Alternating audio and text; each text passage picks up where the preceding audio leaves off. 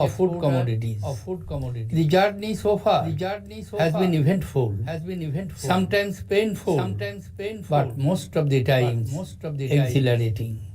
What has brought us thus far will take us further ahead, but we will have to learn to adjust ourselves quickly and deftly to the winds of change. Evolutionary and incremental growth will have to accommodate rapid disruptions brought in by advances of science and technology.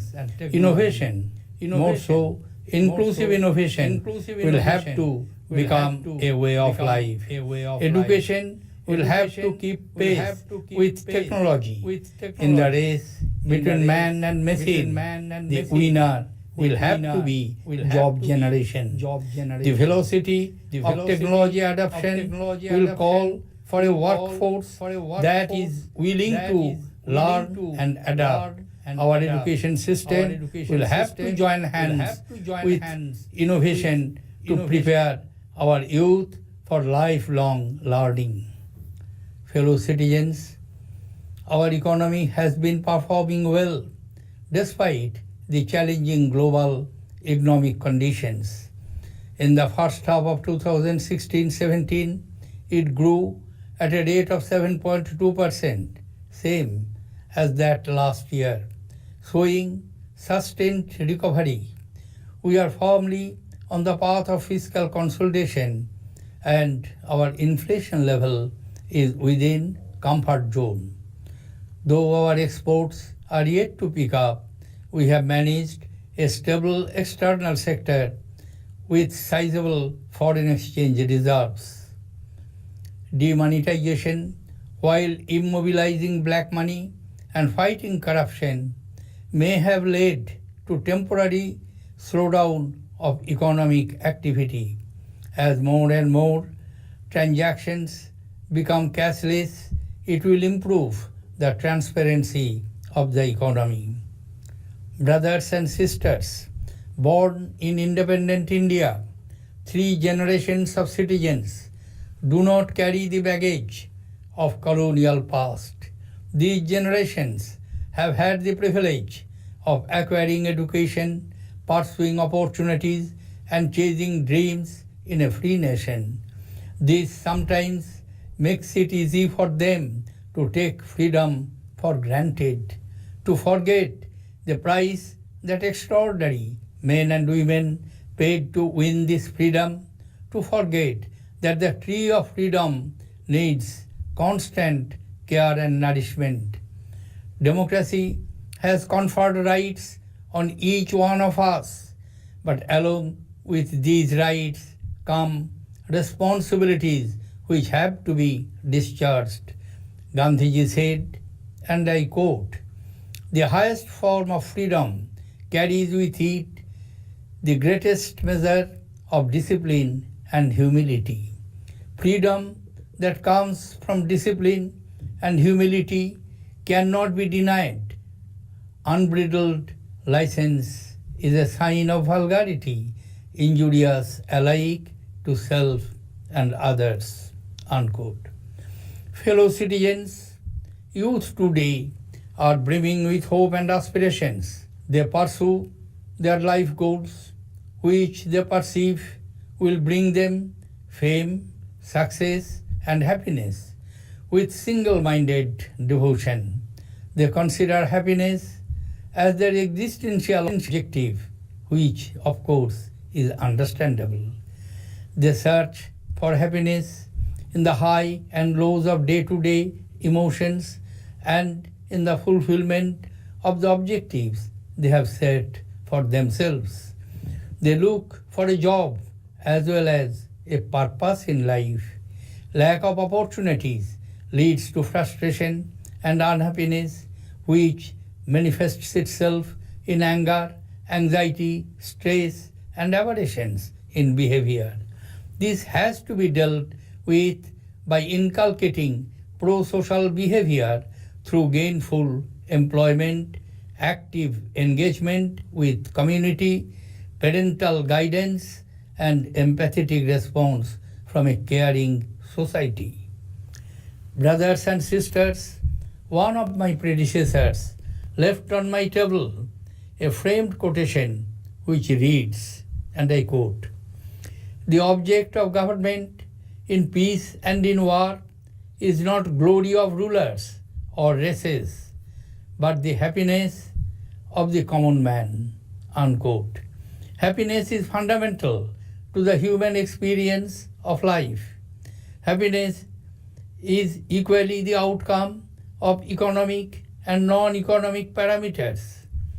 The quest for happiness is closely tied to sustainable development, which combines human well-being, social inclusion, and environmental sustainability. We must make happiness and well-being of our people as the touchstone of public policy. Many of the flagship initiatives of the government have been designed to promote the well-being of the society.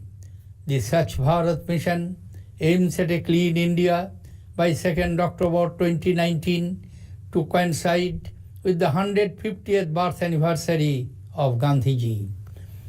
Increased spending on programs like Mandega is enhancing employment generation to rejuvenate the rural economy. Aadhaar, with its present reach of over 110 crore people, is helping in direct transfer of benefits, plugging leakages, and improving transparency. The Digital India program is creating a knowledge economy through universal provision of digital infrastructures and platforms for cashless economic transactions. Initiatives like Startup India and Atal Innovation Mission are fostering innovation and new age entrepreneurship. Under the Skill India initiative, the National Skill Development Mission is working on skilling 300 million youth by 2022. Brothers and sisters, it is my firm conviction that India's pluralism and her social, cultural, linguistic and religious diversity are our greatest strength. Our tradition has always celebrated the argumentative Indian, not the intolerant Indian.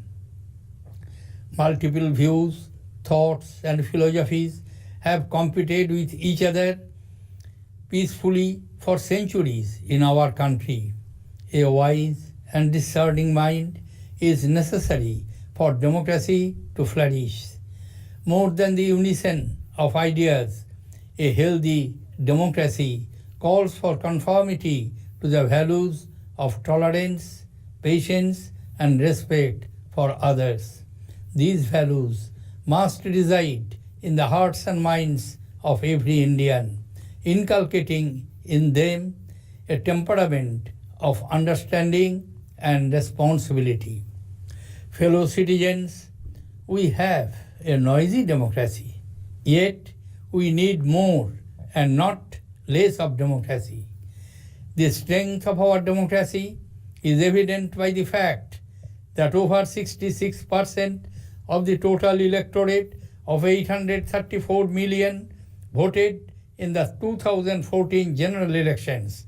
The depth and breadth of our democracy sparkles in the regular elections being held in our Panchayati Raj institutions, and yet our legislatures lose sessions to disruptions when they should be debating and legislating on issues of importance. Collective efforts must be made to bring the focus back to debate, discussion, and decision making. As our republic enters her 68th year, we must acknowledge that our systems are not perfect. The imperfections have to be recognized and rectified. The settled complacencies have to be questioned. The edifice of trust has to be strengthened. The time is also ripe for a constructive debate on electoral reforms and a return to the practice of the early decades after independence, when elections to Lok Sabha and state assemblies were held simultaneously. It is for the Election Commission to take this exercise forward in consultation with political parties. Fellow citizens, in a fiercely competitive world, we have to work harder than ever to redeem the promises that we make to our people. We have to work harder because our war on poverty is not yet over. Our economy is yet to grow at over 10% for an extended period of time to make a significant dent on poverty. 1/5 of our countrymen still remain below poverty line.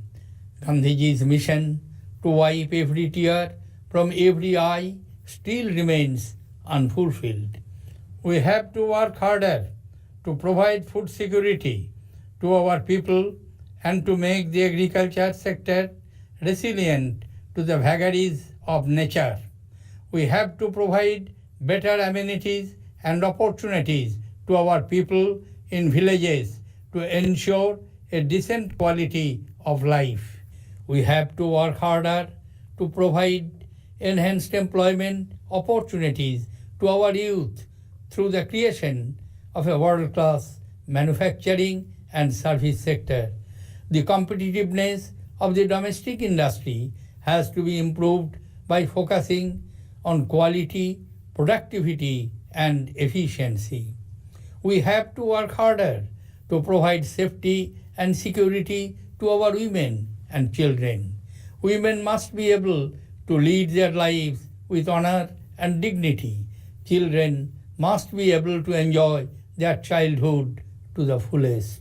We have to work harder to change our consumption pattern, which has resulted in environmental and ecological degradation. We have to appease nature to prevent it from unleashing its fury in the form of floods, landslides, and droughts. We have to work harder because our pluralistic culture and tolerance are still being put to test by vested interests. Reason and moderation should be our guide in dealing with such situations. We have to work harder to keep at bay the dark forces of terrorism.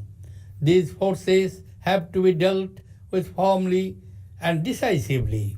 The forces inimical to our interests cannot be allowed to grow. We have to work harder to ensure well-being of our soldiers and security personnel who protect us from internal and external threats. And we have to work harder because we are all equal children before our mother. And our motherland asks each of us, in whatever role we play, to do our duty with integrity, commitment, and unflinching loyalty to the values enshrined in our Constitution. Jai Hind!